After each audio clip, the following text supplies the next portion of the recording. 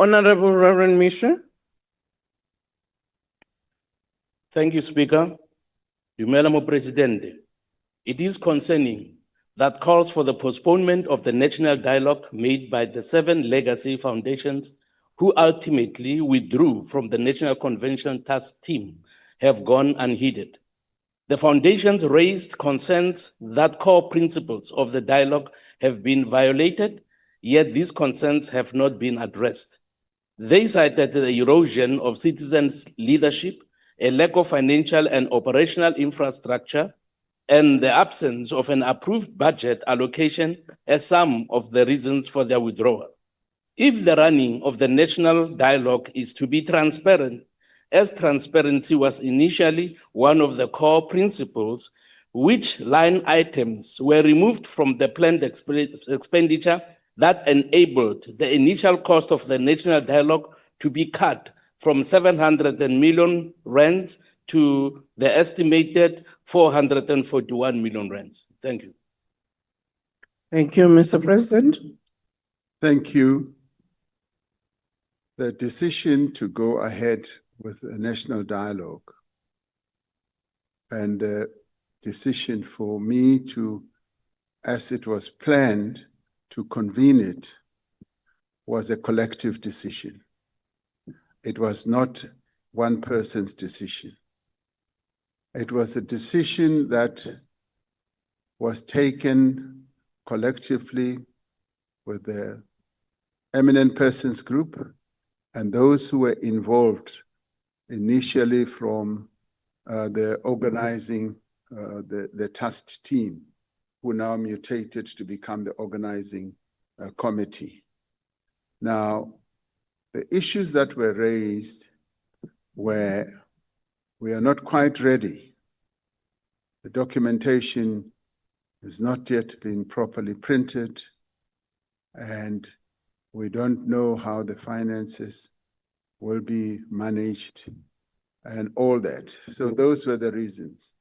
And the counter reasons that were then put forward is that the invitations have already gone out. Various organizations are responding. There are going to be more than 1,000 people who are coming. Arrangements have already been made. Bookings have already been done for transport, for accommodation, and what have you. The preparations for documentation can be solved fairly quickly. The issue of the budget was not really the key issue in the end. The key issue for me, and I must put my hand in this, was that the budget that had been drafted was 740 million. And I said, what will we be doing with 740 million? And it came out that some of the money would be utilized for booking people in expensive accommodation, booking meeting halls. And I said, but is that really necessary?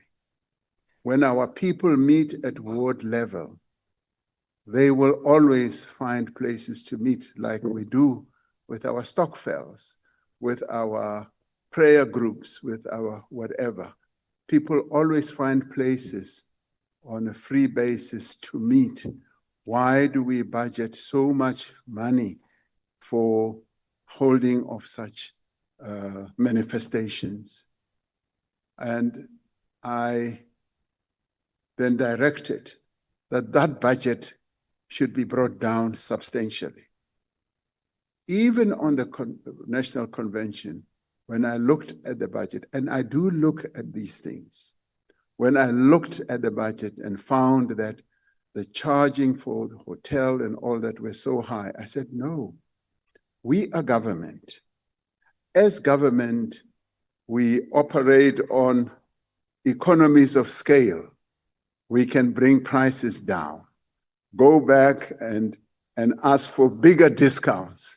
This is precisely what they did. And it did bring that budget down. Now, the good thing The good thing was that the finances are being managed by NEDLAC.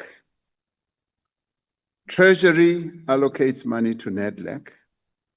NEDLAC, which is a state organization, manages that, and it plays the role of the secretariat. And that for me is very comforting, to ensure that what people feared, that money will disappear, should to a large extent be curtailed, and that we should keep a hawk's eye on how the money is utilized.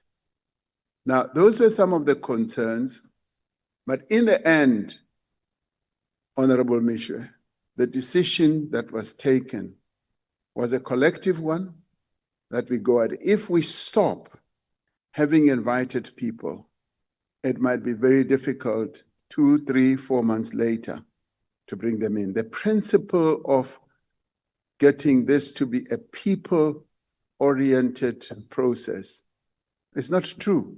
It's very false. Because in the end, Reverend Meshoe, if you were there, the whole dialogue, the whole convention was being run not by a single government person. It was being run by civil society, people from organizations. And I kept asking, who is this one? Who is this one? Because I didn't know them. And to me, that was a joy that we've got people who are not the known names who are running. The Deputy President was not the chairperson of the dialogue. And we had no minister who was the chairperson of the dialogue. It was ordinary South Africans. And that whole process is now going to be transposed to how it happens at the local level. And I have insisted that from government point of view, it must be hands-off. Hands-off. The only time we will need to get involved is to delineate the money and to make sure that the money process is being well handled through NEDLAC. So government hands off, our people are in charge, and I trust our people to deliver the product that the people of South Africa need. And that is why the dialogue then went on. And let me add, Reverend Meshoe, the eminent persons group delegation was there. Most of them were there. Bishop Lekhanyane was there. He said throughout the process. And the various other leaders of the EPG, they were there. And they were overseeing and also hands-off as it was being directed by ordinary people. So I derived a lot of joy, and I'm waiting for the report that you too will get. So key hands-off government, key hands-on our people. Thank you very much.